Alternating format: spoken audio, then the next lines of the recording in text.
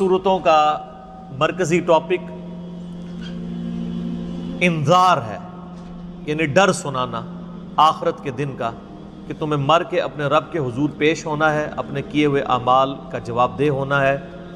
तमाम अंबिया इकराम दुनिया में इसीलिए आए कि लोगों को ख़बरदार करें कि इंसान खुद से पैदा नहीं हुए बल्कि किसी की मर्ज़ी से पैदा हुए हैं, और वो हस्ती जिसने इंसान को उसकी मर्ज़ी के बग़ैर पैदा किया है, अगर वो इंसान उसकी मर्ज़ी पे नहीं चलेगा तो वो उसके साथ कुछ भी करने पर कादिर है।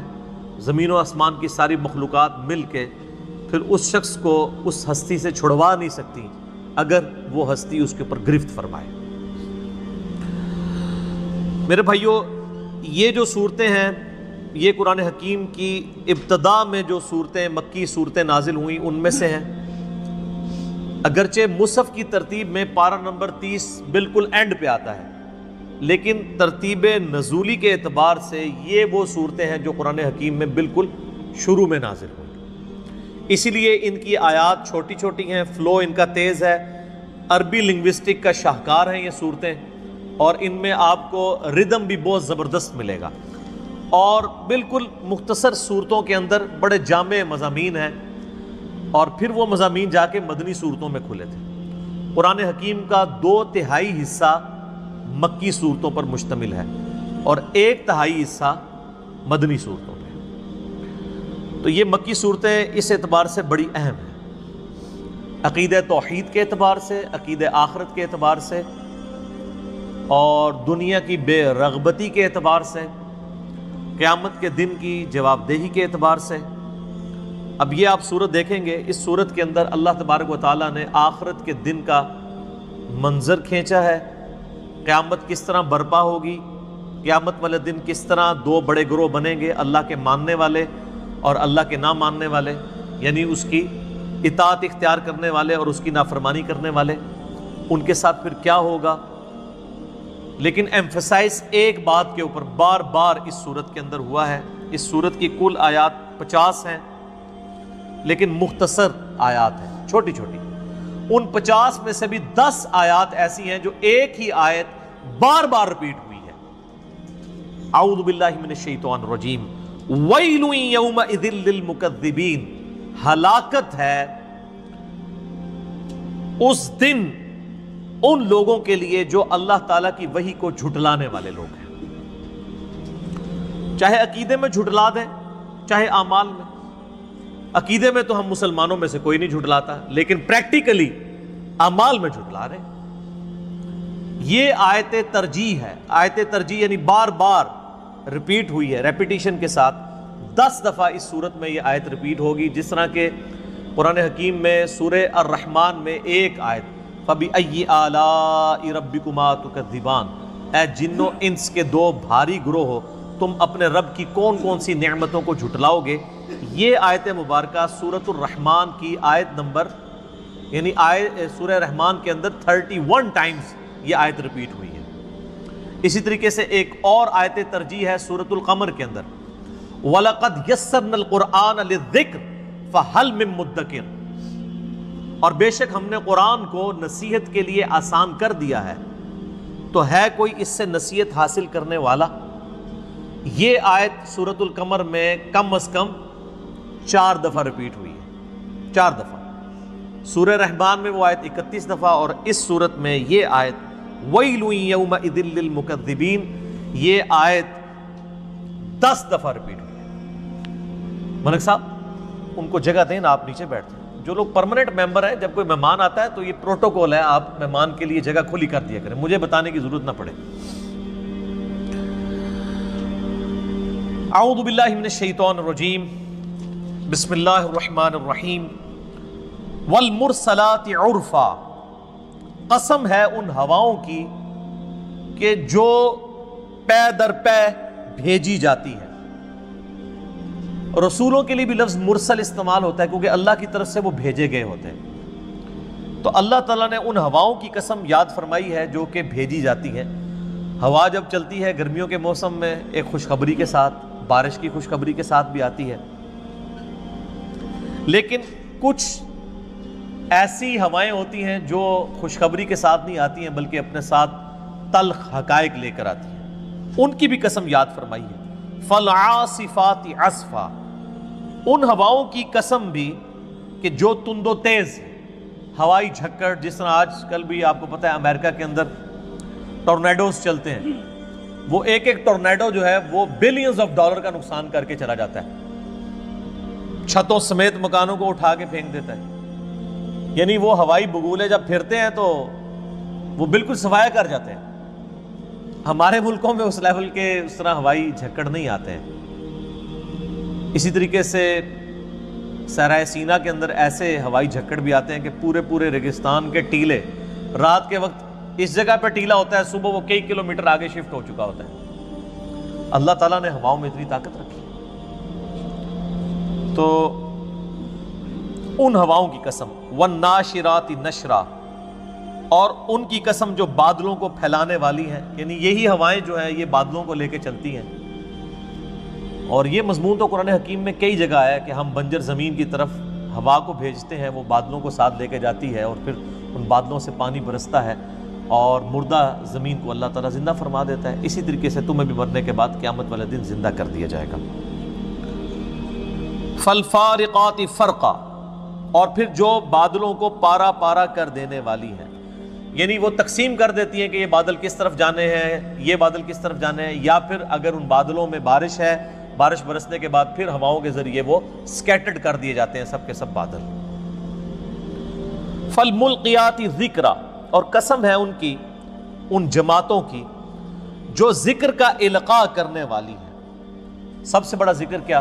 قرآن، انا نحن نزلنا الذکر وانا لہ لحافظون، یعنی وہی جو ہے یہ اللہ تعالیٰ کی طرف سے تذکیر نصیحت والی چیز، عذرا او نذرا، یا حجت تمام کرنے کے لیے یا ڈر سنانے کے لیے۔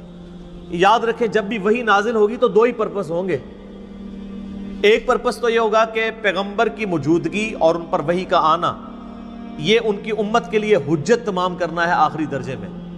اس کے بعد قیامت والے دن کسی کے پاس کوئی دلیل اور حجت نہیں رہے گی کہ مجھے تو پتہ ہی نہیں چلا۔ سورہ نساء کے اندر بھی آیا نا، اللہ تعالیٰ نے فرمایا ہم نے رسولوں کا، پیغمبروں کا سلسلہ اس لیے شروع کیا تاکہ قیامت والے دن اللہ پر کسی کے خلاف، یعنی کوئی شخص اللہ کے خلاف اپنی حجت نہ قائم کر سکے کہ مجھے تو پتہ نہیں چلا۔ تو یہ جو وحی نازل ہوتی ہے یا تو حجت تمام کرنے کے لیے، اللہ کی طرف سے حجت تمام ہو جائے کہ پیغمبروں کی دعوت کے ذریعے تمہیں بتا دیا گیا، او نذرا، یا پھر ڈرانے کے لیے۔ ظاہر ہے کہ پھر جب حجت تمام کی جائے تو اس کے بعد پھر ڈرایا جائے گا کہ جو اس کے اوپر چلے گا وہی کا تابع ہوگا، قیامت والے دن اس کا انجام انبیاء کرام علیہ السلام، شہداء کے ساتھ، صدیقین کے ساتھ، نیکوکاروں کے ساتھ ہوگا، اور جو انبیاء کرام کے نافرمان ہوں گے پھر ان کا حشر جو ہے وہ فرعون کے ساتھ، حامان کے ساتھ، اس طرح کے لوگوں کے ساتھ ہوگا، والعیاذ باللہ تعالی۔ اتنی ساری قسمیں یاد فرمانے کے بعد اللہ تعالیٰ فرما رہا ہے انما توعدون لواقع، جس بات کا تمہیں وعدہ دیا جا رہا ہے وہ ضرور واقع ہو کر رہے گی۔ یعنی کون سی چیز؟ قیامت۔ اب اس قیامت کا تھوڑا سا نقشہ اللہ تعالیٰ نے کھینچا ہے۔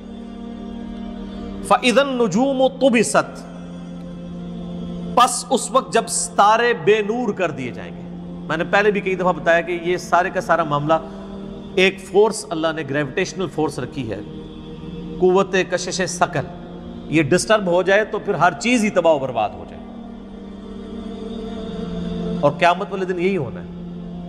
اللہ تعالیٰ ہمارا جب ستارے بے نور کر دیے جائیں گے، وَإِذَا السَّمَاءُ فُرِجَتْ، اور جب آسمان میں شگاف پڑ جائیں گے، وَإِذَا الْجِبَالُ نُصِفَتْ، اور پہاڑ خاک بنا کر اڑا دیے جائیں گے۔ اگر گریویٹیشنل فورس سے ڈسٹرب ہو جائے تو پھر بڑے سے بڑا بھی کوئی میس جو ہے وہ پھر اس طرح اڑتا پھرے گا۔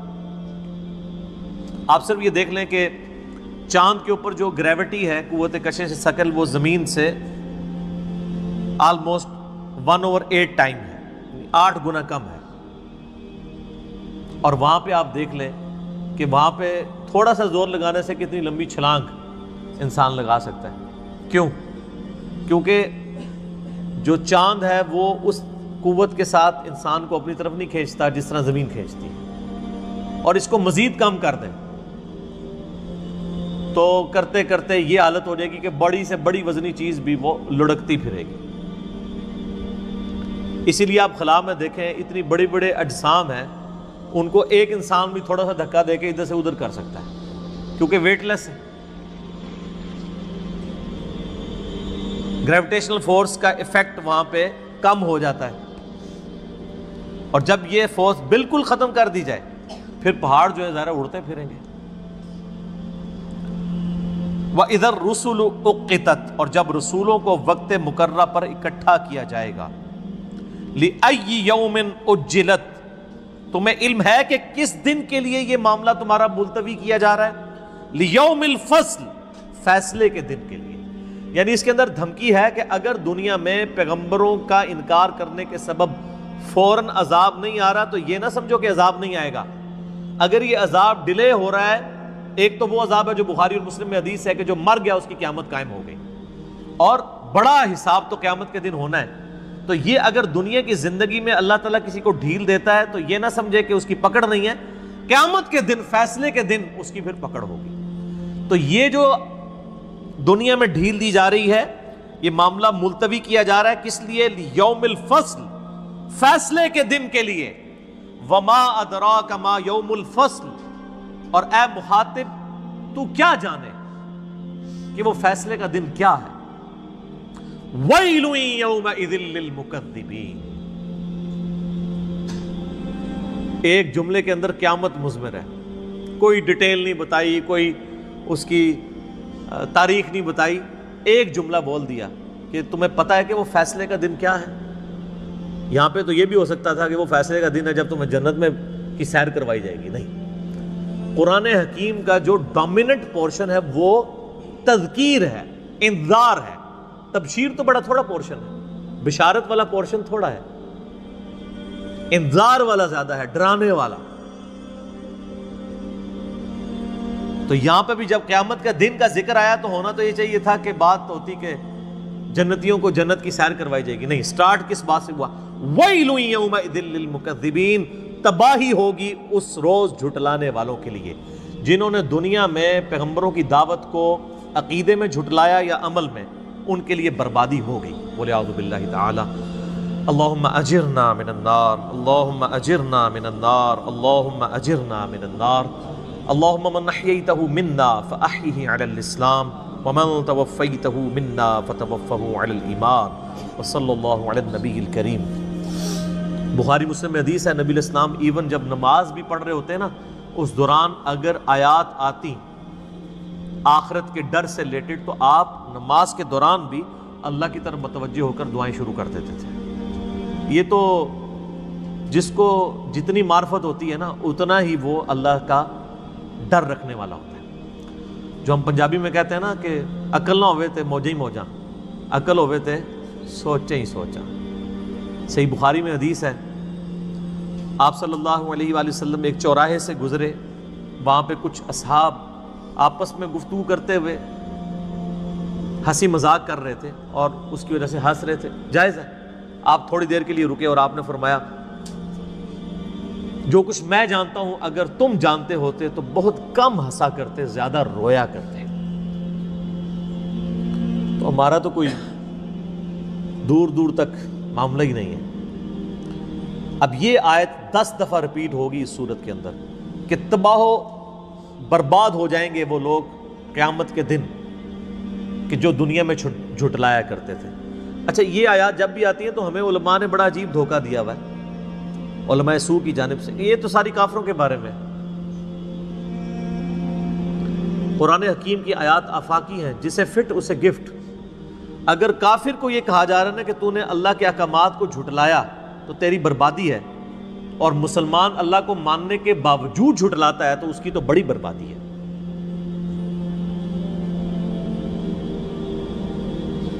ایک حدیث ہی کافی ہے اس کو کور کرنے کے لیے۔ صحیح مسلم میں حدیث ہے، انٹرنیشنل نمبر کے مطابق 246 کتاب الایمان چیپٹر میں، کہ بندے کے ایمان اور شرک کے درمیان فرق نماز ہے۔ اور جامعہ ترمذی میں حدیث ہے، جس نے جان بوجھ کے نماز چھوڑی گویا اس نے کفر کیا۔ اور ترمذی میں عبداللہ ابن شفیق تابعی رحمہ اللہ کہتے ہیں کہ میں نے صحابہ کرام کو اپنی زندگی میں تکفیر کرتے ہوئے پایا ہے صرف ان لوگوں کی جو تارک الصلاح ہے. صحابہ کرام نماز نہ پڑھنے والے کو کافر سمجھا کرتے تھے. پاکستان کے شناختی کارڈ میں بے نمازی بھی مسلمان ہے، اس کا نکاح بھی ہو جاتا ہے، مر جائے گا تو جنازہ بھی پڑھ دیں گے. اللہ کے ہاں یہ کرائٹیریا نہیں ہے. بربادی ہے اس دن ان لوگوں کے لیے جو جھٹلایا کرتے تھے، خواہ اپنے عمل میں خواہ اپنے عقیدے میں. اب یہ آیت اس صورت میں 10 دفعہ ریپیٹ ہوگی.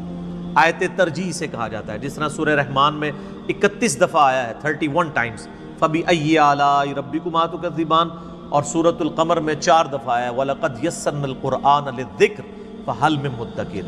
بالکل اسی پیٹرن پہ یہ آیت 10 دفعہ ریپیٹ ہو رہی ہے. وَيْلٌ يَوْمَئِذٍ لِّلْمُكَذِّبِينَ. أَلَمْ نُهْلِكِ الْأَوَّلِينَ، کیا ہم نے ان سے پہلے جو نافرمان لوگ تھے ان کو ہلاک نہیں کر دیا؟ ثُمَّ نُتْبِعُهُمُ الْآخِرِينَ، پھر ہم نے ان کے پیچھے پیچھے بھیج دیے بعد میں آنے والے. كَذَلِكَ نَفْعَلُ بِالْمُجْرِمِينَ، ہم مجرموں کے ساتھ ایسا ہی سلوک کیا کرتے ہیں. وَيْلٌ يَوْمَئِذٍ لِّلْمُكَذِّبِينَ، تباہی اور بربادی ہے ان لوگوں کے لیے جو جھٹلانے والے ہیں. قیامت والے دن ان کے لیے تباہی ہے. اچھا، صحیح احادیث کے اندر یہ بھی ملتا ہے کہ یہ جو وائل ہے نا، یہ ایک جہنم کی وادی کا نام بھی ہے. تو اس کانٹیکسٹ میں پھر اس کا ترجمہ بنے گا کہ اس دن وہ جہنم کی گھاٹی ان کا مقدر ہوگی جھٹلانے والوں کے لیے. اور حدیث کے الفاظ ہیں کہ یہ گھاٹی ایسی ہے جس کی سختی سے خود جہنم بھی پناہ مانگتی ہے. اللہم اجرنا من النار، اللہم اجرنا من النار، اللہم اجرنا من النار. آمین.